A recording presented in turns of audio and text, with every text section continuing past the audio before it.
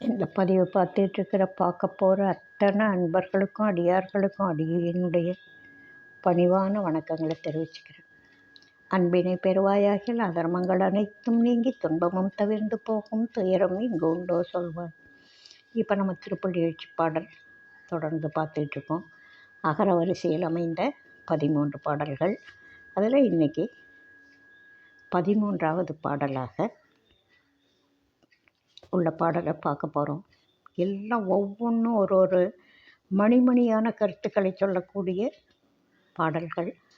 இறைவனுடைய அருள் காரணமாக கிடைத்த பாடல்கள் இதெல்லாம்.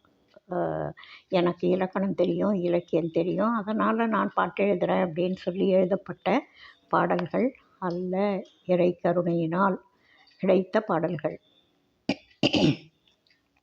அந்த பாடலை பார்ப்போம். அகலில்லாத மெய்ச்சுகம் விரும்பாமல் அல்லு நண்பகலுமாய் அனுதினம் உழைத்தும் வெகிய சுகம் பெறாது உலகுளோரெல்லாம் வீணிலே மாழ்வதை கண்டு இரக்கமுடன் சுக்ரனவினை கடல் வற்றிடச் செய்யும் தூய நன்னெறியினை எளிதிலே காட்டி இதுதான் வழியெனச் சொல்லியின் வருளும் என் குருவே பள்ளி எழுந்தருளாயே. இந்த பாடல் எவ்வளவு அப்படியே இன்னைக்கு உலகத்தில் எப்படி இருக்கோ அதை அப்படியே சொல்கிற மாதிரி இருக்குது.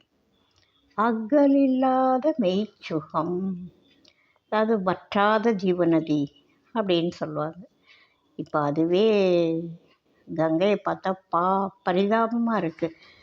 நான் 90ல் தான் முதல் வாரணாசி போகிற பாக்கியம் கிடச்சிது.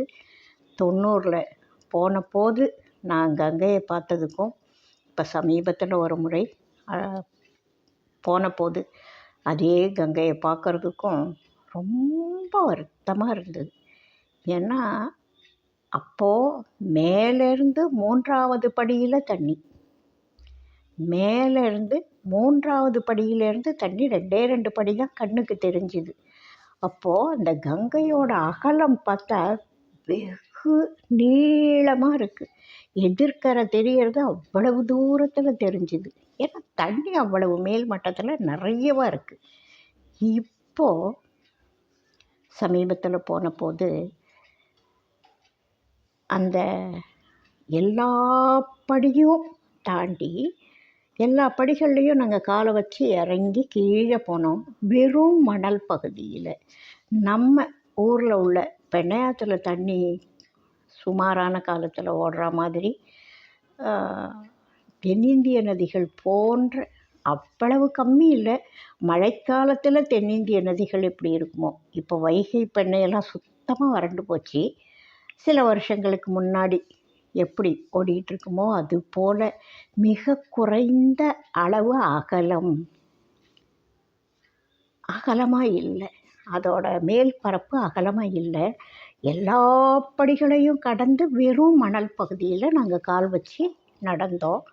அந்த நடந்து போய் நீராடுற போது அவ்வளவு கம்மி தண்ணியிலையும் அந்த வேகம் குறையலை. அது எவ்வளவு பெரிய சிறப்பு தெரியுமா? இத்தினூண்டு தண்ணி இருக்கிற மாதிரி இருக்குது பார்க்குறதுக்கு. அதே வேகம் இருந்தது. கங்கையில் நீராடுறப்போ கங்காதேவியை நினச்சி ரொம்ப கஷ்டமாக இருந்தது. ஒன்றையே வற்ற வச்சுட்டாங்களே இந்த மக்கள்லாம் கும்பலாக இருந்து அப்படின்னு. முதல் தடவை போகிறபோது மாடு, அந்த ஹரிச்சந்திரா காட்னு ஒன்று இருக்கும், அங்கே பிணங்களை எரித்து அரை வேக்காடு, 1/4 வேக்காடு, 3/4 வேக்காடு என்ன இருக்கோ தூக்கி தூக்கி தூக்கி போட்டுக்கிட்டே இருப்பாங்க. வரிசையில் நிற்கும் பிணங்கள், செத்த பிணங்களை தூக்கி போட்டுருவாங்க. தண்ணியில் உள்ள முதலைகள் சாப்பிடும் அப்படின்னு சொல்லுவாங்க.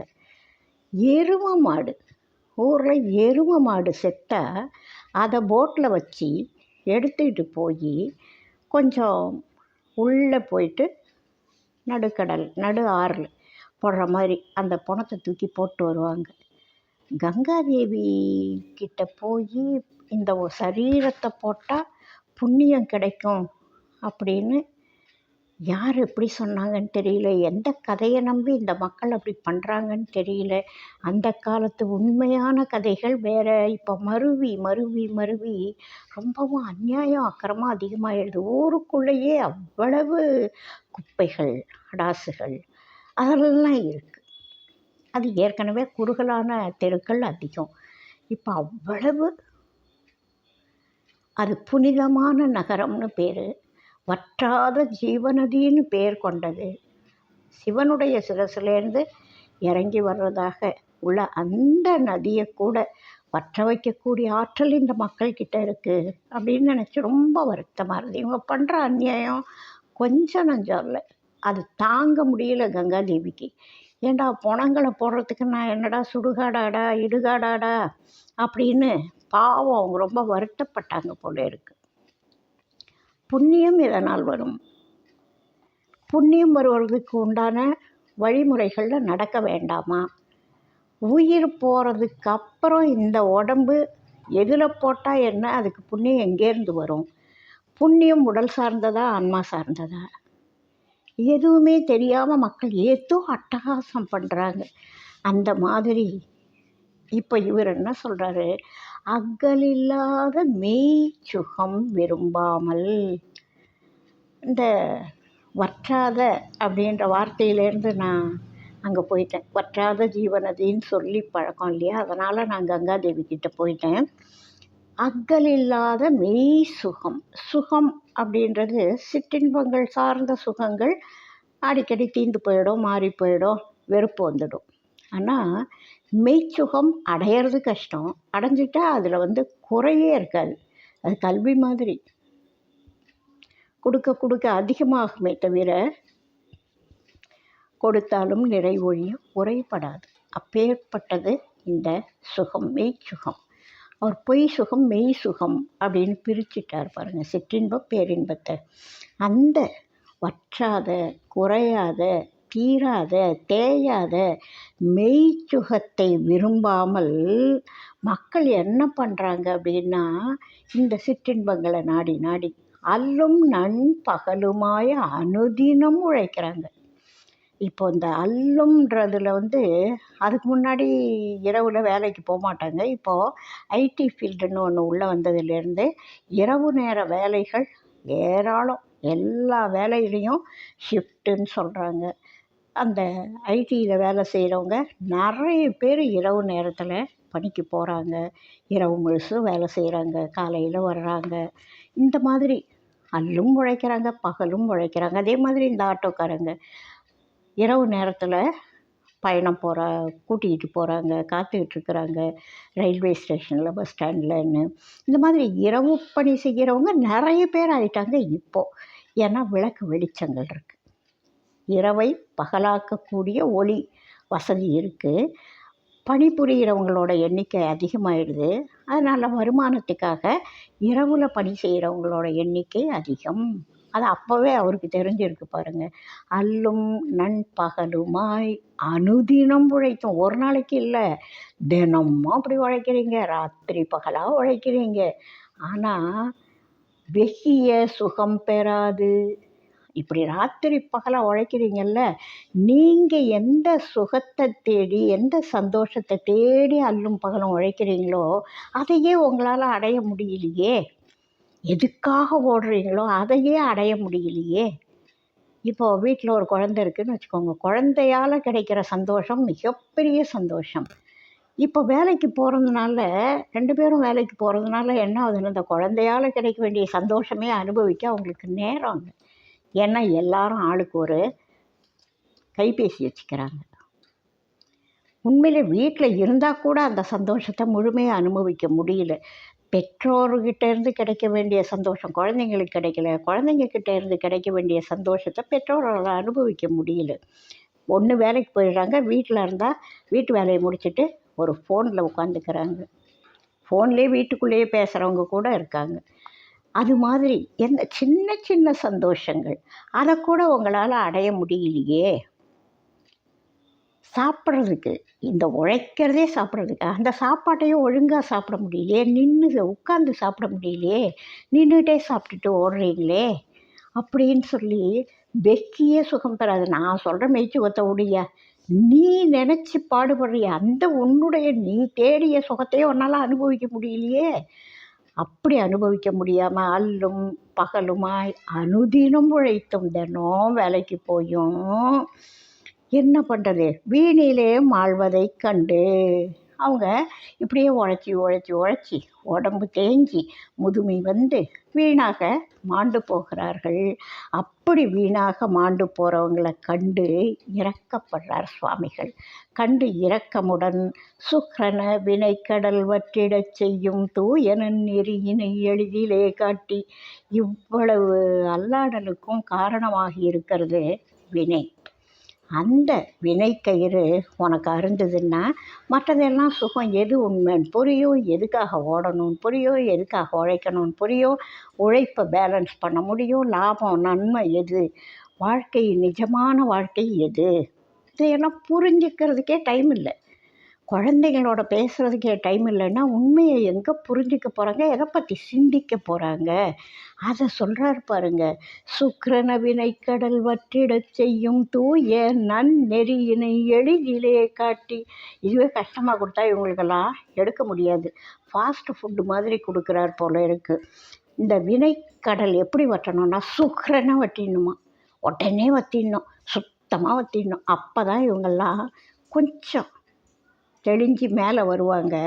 சுக்கிரன வினைக்கடல் வற்றிடச் செய்யும் தூய நன்னெறியினை எளிதிலே காட்டி. கஷ்டப்பட்டு கடுந்தவம் பண்ணி குற்றாலத்தில் குகையில் உட்காந்து தவம் பண்ணி அவர் பெற்ற ஒரு வரம்தான் அருட்சட்ட நெறி.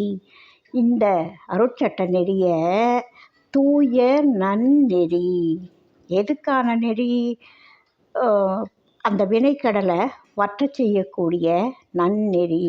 இதை எப்படி கொடுக்குறாரு? எளிதிலே காட்டி. எப்போ நீ வேறு ஒன்றும் காசு பணம்லாம் பெருசாக செலவு பண்ண வேணாம், காட்டில் எல்லாத்தையும் விட்டுட்டு போய் தவம் பண்ணி உட்கார வேண்டாம். தோ இதுதான் நீ அனுபவிக்க வேண்டிய வினை. இதை அனுபவிக்கிறதுக்கு இந்த மனசோடு இரு. இப்படி நினச்சி உன்னுடைய வாழ்க்கையை நீ வாழ்ந்துக்கோ. எல்லாத்தையும் சரணாகதி பண்ணிவிட்டு எல்லாம் அவன் கொடுத்தது.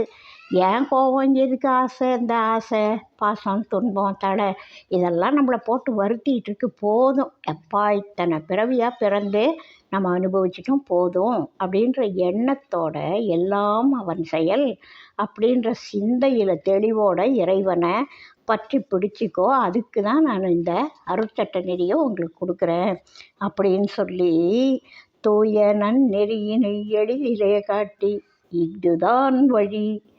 இது ஒன்று தான்ப்பா இந்த கலியுகத்தில் உயர்றதுக்கு உண்டான வழி சொல்லி இன்பருளும் என் குருவே பள்ளி எழுந்தருளாயே.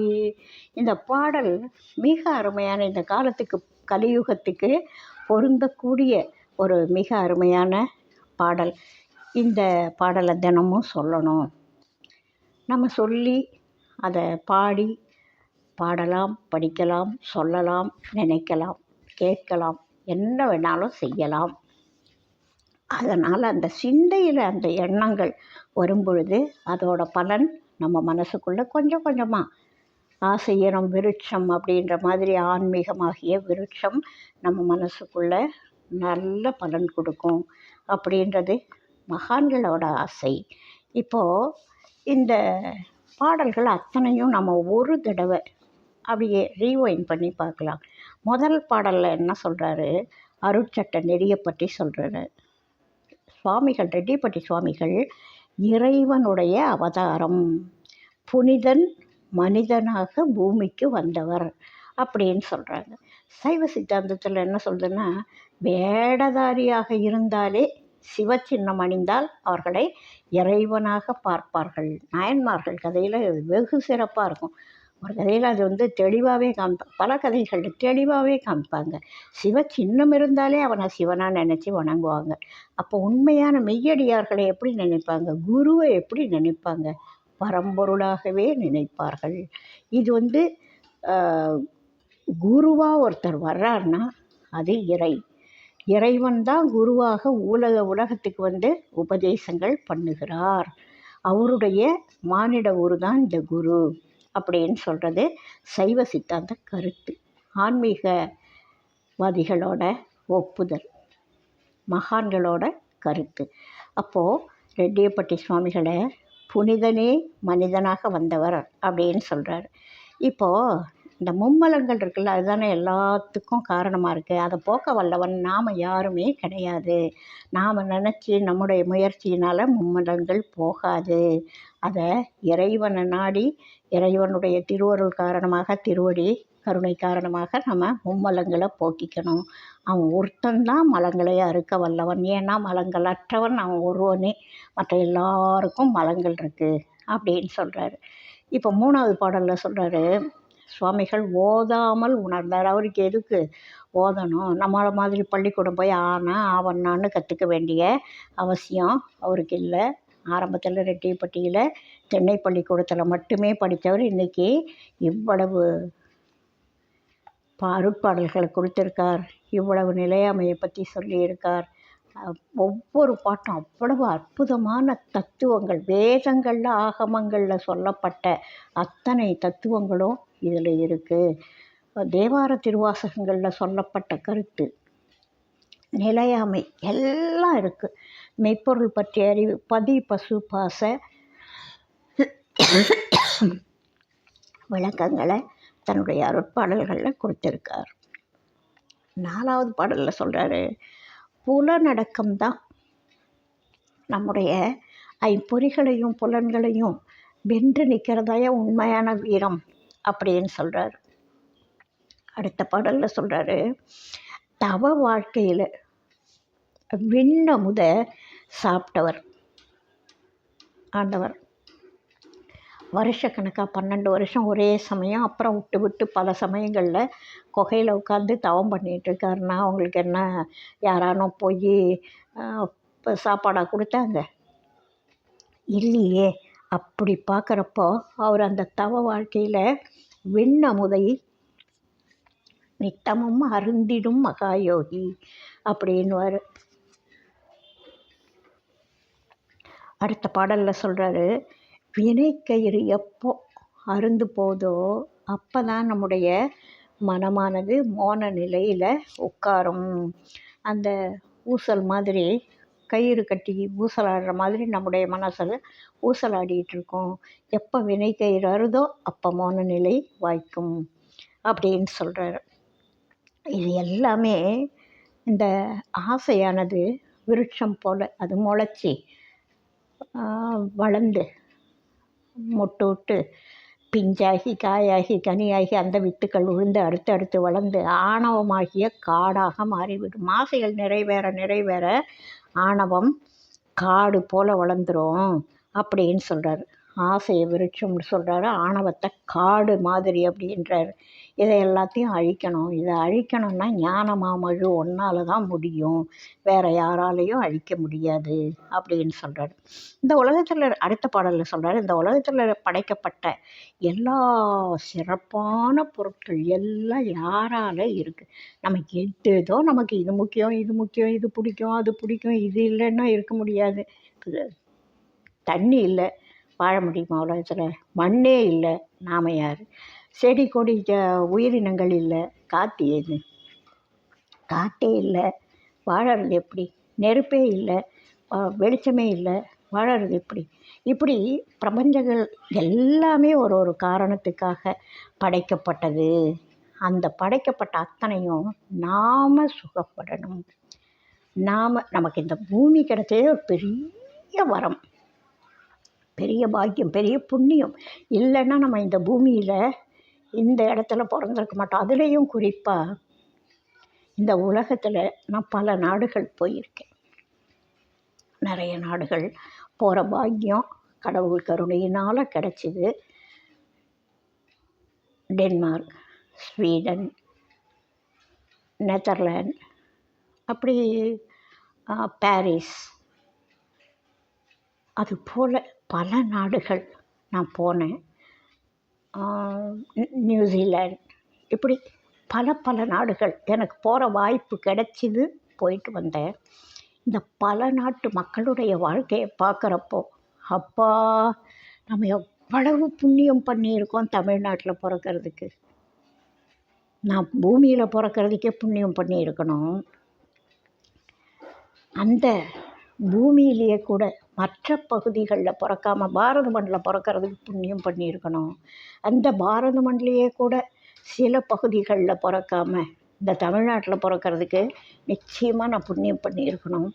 அந்த தமிழ்நாட்டிலேயே கூட அருட்சட்டடியார் குடும்பத்தில் ஒரு அருட்சட்டடியாருக்கு குழந்தையாக என்னை அனுப்பிச்சி வச்ச ஆண்டவனுக்கு நிச்சயமாக நான் நன்றி சொல்லியே ஆகணும்.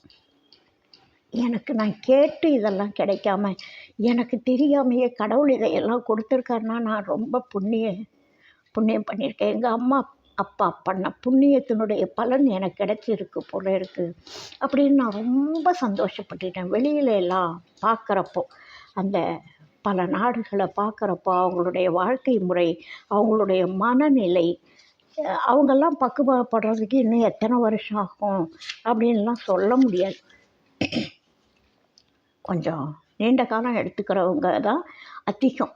விரல் விட்டு எண்ணலாம். விவேகானந்தர் மாதிரி சில பேர் அங்கே போய், இன்னும் பல மகான்கள் போய் இப்போது தத்துவவாதிகள் அங்கே இருந்தாங்க. ஆன்மீகம் இல்லவே இல்லைன்னு சொல்லலை, இருக்குது.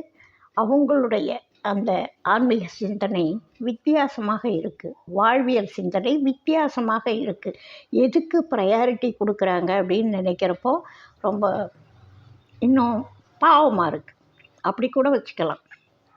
அந்த மாதிரி நமக்கு இந்த பாக்கியம் இவ்வளவையும் கொடுத்துருக்காரே, இந்த பிரபஞ்சத்தை கொடுத்தாரே, இந்த அண்ட சராசரங்களை கொடுத்தாரே, இதெல்லாம் எப்படி? இது எல்லாமே கொடுத்த இறைவன் என்ன பண்ணுறாரு, ஒவ்வொரு காரணத்தால் ஒவ்வொரு சூழ்நிலையில் இறைவனுடைய கல்யாண குணங்களை நமக்கு புரிய வைக்கிறாரு. எது அழியக்கூடியது, எது நிலைத்த பொருள், இதையெல்லாம் புரிய வைக்கிறாரு. நம்மளை கஷ்டப்பட வைக்கிறாரு. அப்படி கஷ்டப்பட வைக்கிறப்போ தான் நமக்கு என்ன தெரியும், அப்பா இந்த உலகத்தில் பிறந்து வளர்ந்தது போதுமடா சாமி. பட்டினத்தடிகள் சொல்லுவாரே, இன்னொரு தாய் இன்னும் ஒரு அன்னை கருப்பையூர் வாராமல் கா அப்படின்னு சொல்லுவார். அந்த மாதிரி நம்ம புதுச்சேரியிலேருந்து வெகு சமீபத்தில் இருக்கிற இரும்பைன்ற ஊரில் தான் அந்த பாடலை பாடுறார். மாதா உடல் சலித்தாள், வல்வினை ஏன் கால் சலித்தேன், வேதாவும் கை சலித்து ஓய்ந்தானே நாதா, இருப்பையூர் வாழ் சிவனே இன்னும் ஓர் அன்னை கருப்பையூர் வாராமல் கா அப்படின்வார். இந்த சிந்தனை வரணும்னா மனசில் பக்குவம் வரணும். இந்த பக்குவத்தை வர வைக்கணும்னா துன்பத்தை கொடுக்கணும். அப்போ துன்பத்தை இறைவன் கொடுக்குறார். அந்த துன்பத்தை நம்ம எப்படி புரிஞ்சிக்கிறோம், எப்படி ஏற்றுக்கிட்டோம், அதை எப்படி தெளிவடைஞ்சோம் அப்படின்ற போது தான் இந்த சிந்தனை நமக்கு வரும். அதுக்கு தான் சரி இந்த சான்ஸ் கொடுத்தேன், இவனுக்கு கஷ்டம் கொடுத்து பார்த்தேன், புள்ள புரிஞ்சிக்கலை, அடுத்து இன்னொரு கஷ்டத்தை கொடுப்போம், அப்போ புரிஞ்சுக்குவான் புள்ள. முதல்ல சுகத்தை கொடுப்பார், சுகத்தில் திளைக்க வைப்பார், அந்த சுகத்தில் ஒன்றும் இல்லைன்னு புரிஞ்சிக்க வைப்பார். கஷ்டத்தை கொடுப்பார், அப்பா இந்த கஷ்டம் போதும்ப்பா அப்படின்னு சிந்திக்க வைப்பார். இப்படி எல்லாத்தையும் யார் கொடுக்கறது? இறைவன் தான் கொடுக்குறாரு. அப்படிப்பட்ட இறைவனை நினச்சி நம்ம அனலிடை மெழுகாக உருகணும், உள் உணர்ந்து நெகிழ்ந்து உருகணும் அப்படின்னு சொல்லி அடுத்த பாடலில் சொல்கிறார். அந்த உள்ளம் நெகிழணும், உருகணும் அப்படின்றது ஒரு கன்றுக்குட்டி பசு அப்படியே நினச்சி பாருங்கள். கன்றுக்குட்டிக்கு பசி வரும், அது என்ன செய்யும்? மான்னு கத்திட்டு தாய் பசுக்கிட்ட ஓடும். ஓடி போய் சும்மா இருக்காது, மடியில் போய் முட்டும் தலையால். அப்படி அந்த கன்று முட்டும் பொழுது தாய் பசுவோட மடியில் பால் சுரக்கும், கன்றுக்கு தேவையான பால் சுரக்கும். அதுபோல் நாம் உருகி உள்ளுணர்ந்து அழும்பொழுது நமக்கு இறைவனோட அருள் சுரக்கும். அந்த அருள் வழியால் நாம் உய்யலாம் அப்படின்றத அடுத்த பாடலில் சொல்கிறாரு. இப்போது நமக்கு எண்ணம், சொல், செயல் இதெல்லாம் தூய்மையோடு இருந்தால் தான், தீதில்லாத நெறியை கடைப்பிடிச்சாதான் பரிசுத்தனான இறைவனை அடைய முடியும்னு அடுத்த பாடலில் சொல்கிறார். இந்த பிறவி இருப்பிடமான பூமி பஞ்சபூதங்கள் எல்லாத்தையும் கொடுத்தார்ல, அந்த ஊ எல்லாமே ஊழிக்காலம்னு ஒன்று வரும், பேரூழின்னு ஒன்று வரும். அப்போ எல்லாம் என்ன செய்யும்? வந்து உதித்து இருந்து அழியும், முன்போலே வரும். இதில் மயங்காதே அப்படின்னு சொல்கிறார். இது எல்லாமே வரும் போகும், ஆனால் என்னைக்கும் அழியாத நிலைத்த பொருள் இறைவன் தான் அப்படின்னு சொல்கிறார் அடுத்த பாடலில். இந்த பிறவியை கொண்டு தான் இறைவன் அடையணும். மானிட பிறவி இல்லைன்னா வேறு எந்த உயிரினமாவது முத்தி நெறியை பற்றி யோசிக்குமா? இறைவனை பற்றி சிந்திக்குமா? அப்போ மானிட பிறவிக்கு கிடைச்ச ஒரு பெரிய பாக்கியம். இந்த ஞான நூல்களை படிக்கிறது மூலமாகவும் பெரியவங்களுடைய சொல் கேட்கறது மூலமாகவும் நல்லாரை காண்பதும் நன்றே, நல்லார் குணங்கள் உரைப்பதும் நன்றே, நல்லார் சொல் கேட்பதும் நன்றே, நல்லாரை காண்பதும் நன்றே. தவறாக சொல்கிறதுக்கே, நல்லாரை காண்பதும் நன்றே, நல்லார் சொல் கேட்பதும் நன்றே, நல்லார் குணங்கள் உரைப்பதும் நன்றே, அவரோடு இணங்கி இருப்பதும் நன்று. அதுபோல் நம்ம மகான்களுடைய சொற்களை கேட்டு சரியை கிரி யோக வழிகளில் நாம் ஈடுபட்டு ஞானம் பெற்று முக்தி அடையணும். அதுதான் சரியான வழி.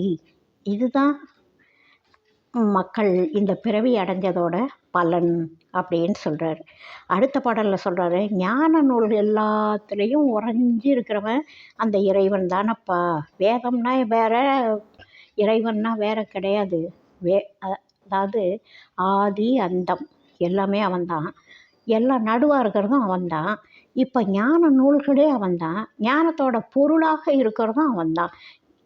இது மாதிரி வேதம் வேதமாக இருப்பவன், வேத பொருளாக இருப்பவன், வேதத்தோட எல்லாமே இறைவன் தான் அப்படின்னு சொல்கிறார்.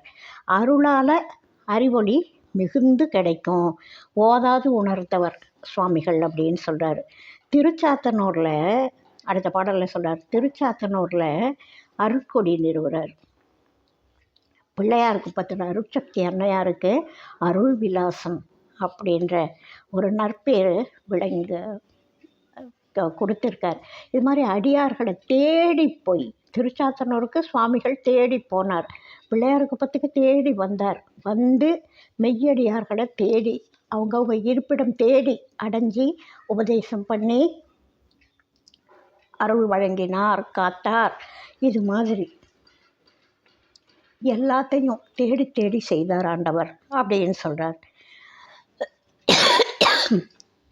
அடுத்த பாடலில் சொல்கிறாரு, இந்த வற்றாத மெய்ச்சுகத்தை விரும்புங்கப்பா, உழைச்சி வீணாக போகாதீங்கப்பா, உழைச்சி வீணாக ஊருக்கு உழைச்சி வீணாகாதீங்க. பாரதியார் ஒரு பாட்டில் சொல்லுவார்.